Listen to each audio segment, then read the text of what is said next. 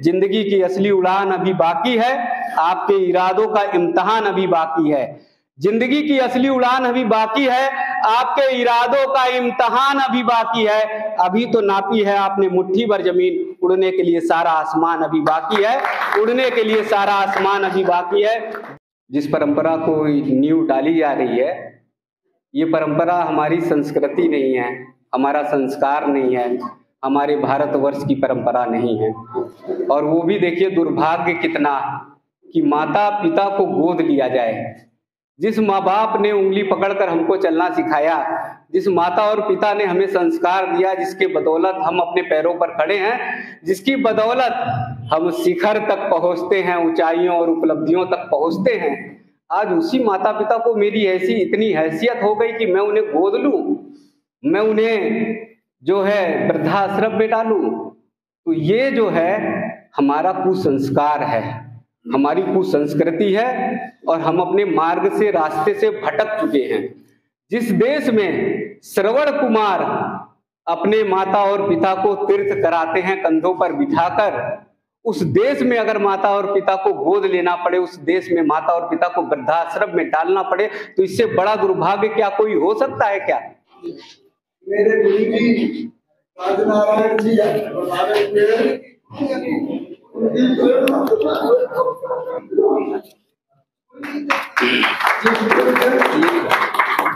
मुझे ये प्रेरणा गुरुजी ने दी थी, जो आज मैंने ये सब भाइयों को एकत्रित करके और इसका प्रारंभ शुरू कर दिया है।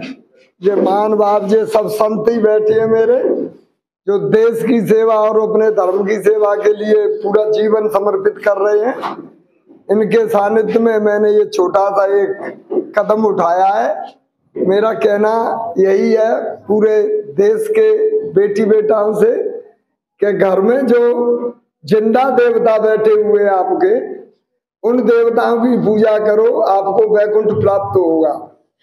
अगर आप पत्थर पूजने जाते हैं, पत्थर पूजते हैं, एक मैंने वाकया अपनी आंखों से देखा था, करौली का मेला चल रहा था, गर्मियों का टाइम था, तो एक बच्चा अपनी माँ से पैसे मांग रहा था कि मैं करौली का मेला करने जाऊंगा और मुझे पैसे चाहिए। माँ पे पैसे नहीं थे। उसने कही बेटा मेरे पास तो एक भी पैसा नहीं है, मैं कहाँ से दे दूं? तो उसकी पिटाई शुरू कर दी। जबकि जो जन्मदाता माँ होती है उसकी तो तुम पिटाई कर रहे हो, और जो पत्थर की माता वहां बनी हुई है, जिससे सीख लेते हैं हम कि ये पत्थर को पूजो माता को, तो अपने घर की माता को पूजना शुरू करता है बच्चा। तो वहां के लिए जिद कर रहा था, अपनी माँ की जो असली माँ थी उसकी पिटाई कर रहा है। तो ये संदेश नहीं होना चाहिए। हर आदमी से मेरा यही अनुरोध है कि हमारे वो संस्कार कहाँ चले गए?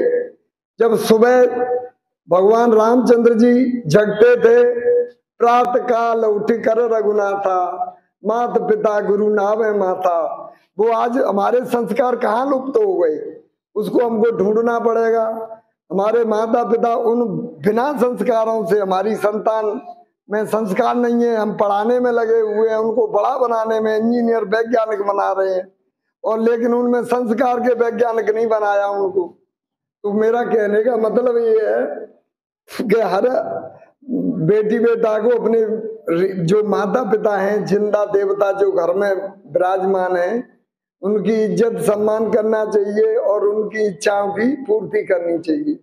मेरी महेंद्र बाबा जी से 2 साल पहले मुलाकात हुई थी और मैं संघ के बंधुओं से आदेश लेकर जो है उस वीडियो को भी दिखाऊंगा, जिस वीडियो को मैंने शूट किया था।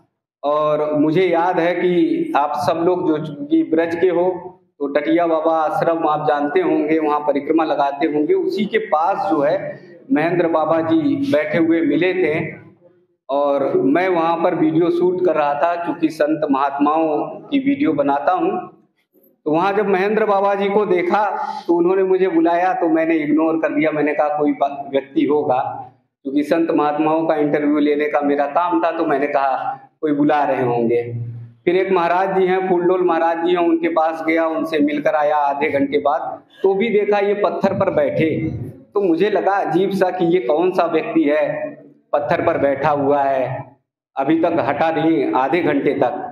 और ज्यों मैं गया त्यों फिर इनकी अश्रुधारा बह निकली और रोने लगे और बोले कि मुझे तुमने दुनिया दिखाने का काम किया, जो काम अभी तक मैं नहीं कर पा रहा था, वो काम जो है आज से मैं संकल्प लेता हूँ, मैं सेवा का, राष्ट्र का, देश और धर्म का कार्य करूँगा। तो इस बात के बाद वो आगरा आए और मैं अलीगढ़ पहुंचा और उसके बाद क्रम चालू हो गया। तो उन्होंने निर्णय लिया और बोला कि बहुत सारे ऐसे माताओं को, बुजुर्गों को देखता हूं मैं, तो उनको कष्ट जब होता है, तकलीफ जब होती है तो मेरा हृदय फट जाता है, तो मैं जो है वृद्धाश्रम बनाऊंगा। तो इस परंपरा को तो मैं बहुत गलत मानता हूं। जिस परंपरा को नींव डाली जा रही है, ये परंपरा हमारी संस्कृति नहीं है, हमारा संस्कार नहीं है, हमारे भारतवर्ष की परंपरा नहीं है। और वो भी देखिए दुर्भाग्य कितना कि माता पिता को गोद लिया जाए। जिस माँ बाप ने उंगली पकड़कर हमको चलना सिखाया, जिस माता और पिता ने हमें संस्कार दिया, जिसके बदौलत हम अपने पैरों पर खड़े हैं, जिसकी बदौलत हम शिखर तक पहुंचते हैं, ऊंचाइयों और उपलब्धियों तक पहुंचते हैं, आज उसी माता पिता को मेरी ऐसी इतनी हैसियत हो गई कि मैं उन्हें गोद लूं, मैं उन्हें जो है वृद्धाश्रम में डालूं। तो ये जो है हमारा कुसंस्कार है, हमारी कुसंस्कृति है और हम अपने मार्ग से, रास्ते से भटक चुके हैं। जिस देश में श्रवण कुमार अपने माता और पिता को तीर्थ कराते हैं कंधों पर बिठाकर, उस देश में अगर माता और पिता को गोद लेना पड़े, उस देश में माता और पिता को वृद्धाश्रम में डालना पड़े, तो इससे बड़ा दुर्भाग्य क्या कोई हो सकता है क्या? ये हमारी संस्कृति है। हमने कभी सोचा है अरे ये देश किस परंपराओं का है, जरा देखिए तो। आप सबको याद नहीं होगा, मुझे लगता है इतिहास के पन्नों की तरफ अगर थोड़ा सा भी चलेंगे तो जब कश्मीर में कश्मीरी पंडितों पर अत्याचार बड़ा हो रहा था, तब उस समय गुरु तेग बहादुर के पास कुछ लोग आए और उन्होंने कहा कि गुरुजी, अब इस देश और धर्म के लिए, राष्ट्र की रक्षा के लिए बलिदान देने की जरूरत है। तो गुरु तेग बहादुर ने कहा कि हाँ, बचाना तो होगा, क्योंकि मुगलों का जो है शासन जो है, अत्याचार बढ़ता जा रहा है और इसलिए जो है कुछ ना कुछ करना पड़ेगा। मुझे लगता है गुरु तेग बहादुर जी ने कहा कि मुझे लगता है कि बलिदान देना पड़ेगा। 7 वर्ष के वहीं पर गोविंद राय, जिन्हें गुरु गोविंद सिंह कहते हैं, 10वें गुरु सिखों के, वो वहां मौजूद थे और उन्होंने 7 वर्ष की उम्र थी, अपने पिता की ओर कहा कि पिताजी, तुमसे बड़ा इस देश और धर्म के लिए बलिदान कौन होगा, और अपने पिता को ललकार के कहा इस देश और धर्म के लिए बलिदान होने के लिए। और गुरु तेग बहादुर जानते हैं दिल्ली के चांदनी चौक में जो है वो शहीद हो गए। उनकी परंपरा को लेकर उनके बच्चे फतेह सिंह, जोरावर सिंह आगे बढ़े, गुरु गोविंद सिंह, और जैसे जानते हैं 21 दिसंबर से लेकर 27 दिसंबर के बीच में पूरा परिवार इस देश के लिए, इस राष्ट्र के लिए, इस धर्म के लिए शहीद हो गया, बलिदान हो गया। फतेह सिंह, जोरावर सिंह को जब दीवार में चुनाया जाने लगा तो छोटा भाई जो है साथ में था, बड़ा भाई साथ में था, बड़े भाई की आंख में आंसू आने लगे और जब नाक तक जो है ईंटें पहुंची तो छोटे भाई ने कहा कि भैया, क्या मौत से डर गए हो क्या? तुम घबरा गए हो क्या? तुम क्या इस्लाम कबूल करोगे? तो बड़े भाई ने कहा, नहीं रे पगले, देख मेरा दुर्भाग्य कैसा है कि मैं दुनिया में पहले आया, मुझे देश और धर्म के लिए पहले कुर्बान होना चाहिए था, बलिदान होना चाहिए था, और देख कैसा दुर्भाग्य है कि इस देश और धर्म के लिए तू पहले बलिदान हो रहा। क्योंकि वो छोटा था तो ईंटें जो चढ़ाई जा रही थी उसकी चेहरे तक, नाक तक पहले आ रही थी। तो बड़े भाई ने कहा कि ये मेरा दुर्भाग्य है कि इस देश और धर्म के लिए बलिदान होने का अवसर मुझे पहले मिलता। और ये कहते हुए देश और धर्म के लिए बलिदान हो गए। और उस परिपाटी पे एक पंक्तियां बन गई। कुछ कवियों ने लिखा कि जोरावर जोर से बोला, फतेह सिंह शेर से बोला, जोरावर जोर से बोला, फतेह सिंह शेर से बोला, रखो ईंटे भरो गारे, चुनो दीवार हत्यारे, निकलती सांस बोलेगी हमारी लाश बोलेगी, यही दीवार बोलेगी, हजारों बार बोलेगी, हमारे देश की जय हो, हमारे धर्म की जय हो, पिता दशमेश की जय हो, गुरु ग्रंथ की जो है जय हो।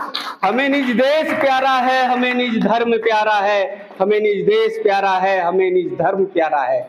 कहाँ गए उस देश के फतेह सिंह जोरावर सिंह के वंशज जो अपने पिता के कहने पर, जो अपने देश और धर्म की रक्षा करने के लिए बलिदान हो जाते थे। 7 साल की, 8 साल की, 9 साल की उनकी उम्र, और वो देश और धर्म के लिए बलिदान हो जा रहे हैं। और आज हम सब इतने बड़े हैं कि अपने माता और पिता को घर से निकाल कर बाहर कर दे रहे हैं। आज महेंद्र बाबा को स्थिति क्यों बनी? क्योंकि हम सब इसके कहीं ना कहीं प्रत्यक्ष रूप से मानिए या परोक्ष रूप से मानिए दोषी और अपराधी है ही हैं। हमने संस्कार को अपने बच्चों में नहीं डाला, हमने संस्कृति को अपने बच्चों से दूर किया, और इसी का परिणाम है।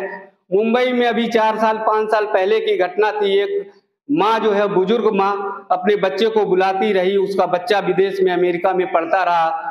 बहुत बार फोन किया कि बेटा तबीयत नहीं ठीक है, 90 साल की उम्र हो रही है, आजा आजा। बेटा 2 साल बाद नौकरी से छुट्टी पाकर गया, और उसके बाद जब देखा तो माँ का दरवाजा, फ्लैट में रहती थी, दरवाजा बंद था। तुड़वाया उसको, दरवाजा खुलवाया, ना पड़ोसियों को चिंता थी, ना अगल बगल के लोगों को चिंता थी। जब जाकर देखा तो माँ जो है बिस्तर पर कंकाल की तरह पड़ी हुई थी। ये हमारे देश की संस्कृति है। हम अपनी माताओं को, अपने पिता, अपने बुजुर्गों को, जिन्हें पालना चाहिए, जिन्हें हृदय में बिठाना चाहिए, जिन्हें अपने मन और मस्तिष्क में पूजा और अर्चना करनी चाहिए, उन्हें कंकाल बनाकर छोड़ दे रहे हैं। हम लोग अखबार से जुड़े हुए व्यक्ति हैं, हर वर्ष लिखते हैं, जब ऐसे अवसर आते हैं, चुनाव के टाइम पर आते हैं, तो इन माताओं को देखते हैं तो देखकर आंखों में आंसू आ जाता है। मेरे ही हाल पर एक माँ का इंटरव्यू मैंने वृंदावन में फुटपाथ पर लिया। माँ रोने लगी कि बेटा किसी तरह से मुझे जो है बिहार भेज दे, मैं तो अपने बच्चे से लड़ झगड़ कर आ गई थी, बहुत मारता है, पीटता है, और मुझे भेज दे किसी तरह से, तबीयत ठीक नहीं है, यहाँ पे रहने का आश्रय मुझे नहीं मिल पा रहा। मैंने उसका टिकट कराया, उसको भिजवाया। 15 दिन बाद जो है उसके लड़के का फोन आया। ये सत्य घटनाएं हैं, महेंद्र बाबा जी जो है उसके गवाह हैं। और उसके लड़के का फोन आया और वो बोल रहा है कि तू कौन है? तो मैंने कहा भैया मैं एक पत्रकार का व्यक्ति हूँ और छोटा मोटा इंटरव्यू करता रहता हूँ। तो उसने बोला कि ऐसा है कि 2000 रुपए इसके मेरे अकाउंट में डलवा दे, इसको वहीं भेज रहा हूँ, वहीं रख लेना। तो मैंने कहा तुम हो कौन? बोले मैं बेटा हूँ। तो बोले बेटे होकर तुम ऐसी बात कर रहे हो, अपनी माँ के लिए इस तरह से बात कर रहे हो? तो बोले कि हाँ हाँ तू रखना, तू अगर सेवा करना चाहता है तो तू ही रखना, लेकिन ऐसे भेज दे। और निश्चित मानिए इसमें 100% सत्यता है, 1% भी झूठ नहीं है। जब मैंने उससे बोला कि भैया ठीक है मैं भेज दूंगा, अभी तू पहले अकाउंट दे, मैं कहीं पर हूं बाद में, तो वो वहीं पर माँ को पीटने लगा और आवाज मोबाइल से सुनवा कर मुझे तड़पा रहा है या मुझे तकलीफ दे रहा है कि ये व्यक्ति जो है ब्लैकमेल कर रहा है कि ये व्यक्ति किसी भी तरह से पैसा भेजे। ये हमारे भारत वर्ष का चरित्र हो गया, ये हमारे भारत देश का चरित्र हो गया। 14 वर्ष का वनवास काटकर जब मर्यादा पुरुषोत्तम श्री राम अयोध्या लौटे, तब जो है सबसे पहले माता कैकेयी के पैर छुए। माता कैकेयी जो है पैर पीछे कर ली, बोले बेटा मेरे पैर छू रहा, मैं तो अभागन हूं, मैंने तो तुझे 14 वर्ष का वनवास दिया, मेरे कारण तेरे पिताजी स्वर्ग सिधार गए। मेरी नई नवेली बहू जो थी, जिसने कभी कष्ट और दुख नहीं झेला, उसे जो है जंगलों में बन बन भटकना पड़ा, और तू जो है मेरे पैर छू रहा। मर्यादा पुरुषोत्तम श्री राम ने कहा कि 14 वर्ष के समय में एक पल, एक सेकंड, एक घड़ी भी माँ अगर तुझे मैंने चिंता ना की हो तो मेरे प्राण निकल जाते। मेरे हर बार यही चिंता थी, मैं हर बार यही सोचता था कि मेरी माँ कैकेयी कैसी होगी, क्योंकि उसे हर तरह से लोग कष्ट दे रहे होंगे, उसे हर तरह से लोग उलहना दे रहे होंगे। ये हमारे देश का चरित्र था जिसे हम बिगाड़ते जा रहे हैं, जिसे पद भ्रष्ट करते जा रहे हैं, जिसे हम रास्ते से लेकर चलते अलग तरह से उसे निकालते हुए चले जा रहे हैं। सौभाग्य मानिए राष्ट्रीय स्वयंसेवक संघ का, जो कुटुंब प्रबोधन के माध्यम से समाज को जोड़ने का काम कर रहा है, राष्ट्र को जोड़ने का काम कर रहा है। अभी अलीगढ़ में 25 दिसंबर को, आप सबको शायद नहीं पता होगा, आप सब शायद हम सब जो है चेतन अचेतन में रहे होंगे, 25 दिसंबर को वीर बाल दिवस के रूप में मनाया गया।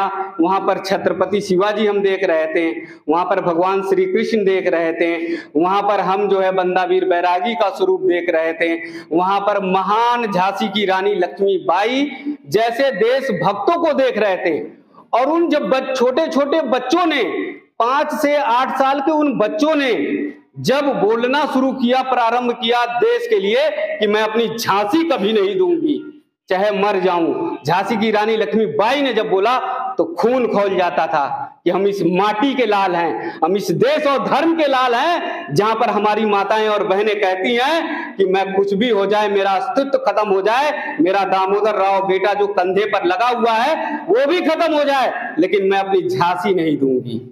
उस परंपरा के हम लोग हैं, उस राष्ट्रभक्त के लोग हम लोग हैं, और हम अपनी संस्कृति को बिगाड़ते चले जा रहे हैं। अगर कुटुंब प्रबोधन ना हो तो शायद हम परिवार के साथ एक साथ बैठकर थाली में भोजन ना करें। एक साथ इतने व्यस्त हो गए हैं कि भाई भाई की चिंता ना करे, माता पिता की चिंता ना करे। हम सब जो है आज कल्चर और संस्कृति कैसे हो गई है कि बड़े 1-2 अगर बड़ा कमरा है, रूम है, मकान है, तो एक कमरे पर बैठे पत्नी फोन करती है पति को कि बताइए जी आज भोजन में क्या बना ले। मतलब इतनी दूरियां हो गई हैं एक ही मकान में रहने पर, और पत्नी बोल रही है कि कैसा खाना बना ले, क्या बना ले, वो फोन करके। ये दिल की दूरियां जो हो रही है ना, इसी के लिए ये चीज जो है महेंद्र दास बाबा जी को बनानी पड़ रही है, करनी पड़ रही है। लेकिन ये बहुत बड़ा दुर्भाग्य है। हम संस्कारवान हो, हम जाने अपनी संस्कृति को। अभी अमेरिका की एक माता जी से मेरी कल ही बात हुई, क्योंकि अब जब मैं वीडियो डालता हूं साधु संत महात्माओं की तो विदेश से तमाम देशों से फोन आते हैं, और मैं आप सबको बता रहा हूं और ये चेतावनी दे रहा हूं, चाहे राष्ट्रीय स्वयंसेवक संघ की तरफ से दूं या चाहे आप मान लीजिए राष्ट्रभक्त के नाम से दूं, लेकिन आप ये देख लीजिए आप लोग को एक दिन ना एक दिन पछतावा होगा जब विदेशी हमारी संस्कृति का आवरण करेंगे, अनुसरण करेंगे, धारण करेंगे, और हमें पछतावा होगा कि हमारी संस्कृति को उन्होंने उठा लिया। वृंदावन में मैं देखता हूं माताओं को श्वेत साड़ी पहने हुए, सूती साड़ी पहने हुए और चलती हैं और भजन और कीर्तन करती हैं। विदेशी माताएं, उनको देखेंगे तो आपको भी शर्म आ जाएगी कि ऐसा संस्कार हमारा नहीं है। तिलक लगाती हैं, चोटी लगाती हैं, वो पूजा पाठ बड़े आदर और सत्कार के साथ करती है। हमारी संस्कृति जिसको 1893 के शिकागो विश्व धर्म सम्मेलन में स्वामी विवेकानंद ने मेरे प्रिय भाइयों और बहनों, अमेरिकी भाइयों और बहनों करके संबोधित किया, और पूरा विश्व जो है स्वामी विवेकानंद के पीछे चल पड़ा, अनुसरण किया। भगनी निवेदिता जैसी, जिन्हें नोबेल मार्गरेट कहते थे, भगनी निवेदिता दौड़ पड़ी, पागल हो गई कि ये विवेकानंद, स्वामी विवेकानंद जो है वो उन्होंने पूरे विश्व को जो है बंधुत्व की भावना दी, जो पूरे विश्व को परिवार मानता है। आज हम अपने माँ को दूर कर रहे हैं, पूरे विश्व को। कभी भी राष्ट्रीय स्वयंसेवक संघ के उद्बोधन में अगर जानेंगे, सुनेंगे तो बस वह कुटुंबकम का सूत्र वाक्य, ध्येय वाक्य है। संपूर्ण धरती को जो हर 24 घंटे सुबह अगर शाखा लगती है, शाम को शाखा लगती है, तो इन्हें संघ के लोगों को कहा जाता है ऐसूड़, है ना। तो सुबह शाखा लगती है, शाम को शाखा लगती है, तो कहते हैं भारत माता की जय। उस जय में हर देश का व्यक्ति है, हर धर्म का व्यक्ति है, जाति का व्यक्ति है, हर पंथ का व्यक्ति है, हर व्यक्ति को वो कहते हैं जय। किसी की पराजय नहीं कहते, किसी को हानि नहीं पहुंचाते, किसी को नुकसान नहीं पहुंचाते। जो 24 घंटे सुबह और शाम शाखाओं में जय बोल रहा है, ये कैसे ऐसे सूढ़ हो सकता है? वो कैसे किसी की अनहोनी या किसी के लिए जो है कुचकर रख सकता है? मैं कह रहा हूं आने वाली सदी जो है वो राष्ट्रीय स्वयंसेवक संघ की होगी। आने वाला जो समय है वो पूरे भारतवर्ष को एक सूत्र में या दुनिया को एक सूत्र में पिरोने का काम जो है वो सब जो है हम सब मिलकर करेंगे। तो आइए एक रस हो, समरस हो, अपने माता पिता को संस्कार दें, अपने परिवार को एक साथ जोड़ें। और ये काम शुरू किया है, क्योंकि इसलिए मैं गलत महेंद्र दास बाबा जी को इसलिए नहीं कहूंगा, वो गुरु जी मान रहे हैं। गुरु जी आप लोग मत मानना मुझे, और ना ही मुझे प्रेरणा स्रोत बनाना, क्योंकि अगर गुरु जी मान लिया, प्रेरणा स्रोत बनाया, तो एक तो बाबा बन गया है, दूसरा सब बाबा बनने के लिए तैयार हो जाओ, क्योंकि एक ही बार किया। उनका स्वरूप जो है मैं अभी दिखाऊंगा आप लोगों को, तो ये पहले कैसे थे और अब कैसे हो गए, वो थोड़ा सा माननीय केशव जी से मैं लेकर संक्षिप्त समय लेकर मैं दिखाऊंगा।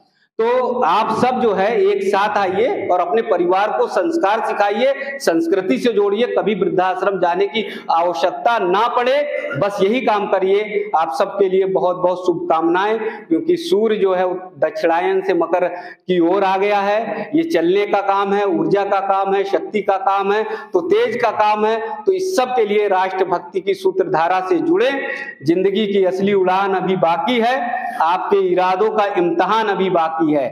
जिंदगी की असली उड़ान अभी बाकी है, आपके इरादों का इम्तिहान अभी बाकी है। अभी तो नापी है आपने मुट्ठी भर जमीन, उड़ने के लिए सारा आसमान अभी बाकी है, उड़ने के लिए सारा आसमान अभी बाकी है।